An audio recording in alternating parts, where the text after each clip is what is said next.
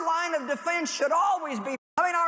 line of defense should always be prayer. First and foremost, before anything else, we should always pray. And then if there is an action God wants us to take, He'll speak that to us as a result of us seeking Him. I was listening to this sermon this morning, and when she said these words, I was like, that is so true.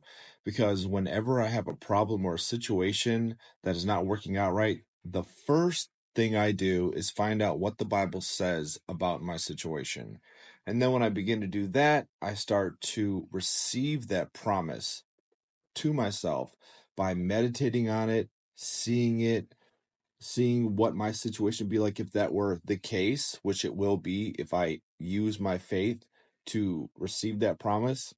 Part of receiving God's promise, because they don't necessarily fall on you like, ripe fruit off a tree.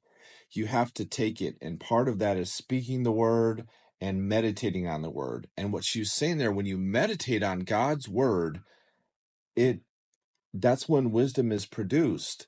So there's like a word behind the word. It's called the Rhema word, Rhema. Now, the Logos word is what has already been written, John 3:16, everything we see in black, white, and red.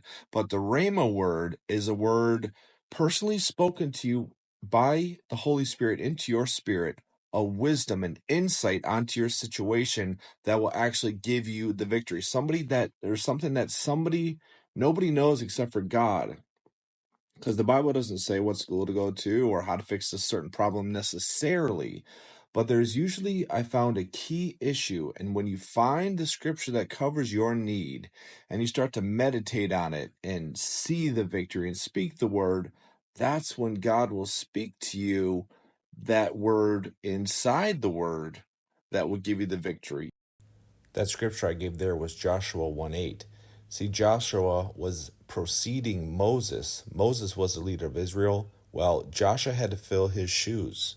That was a big task.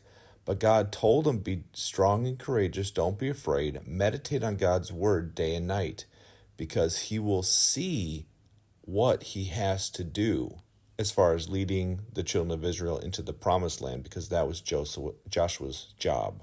Supernatural insight and wisdom comes as a result of reading and pondering God's word, and he'll dial it into your specific circumstance.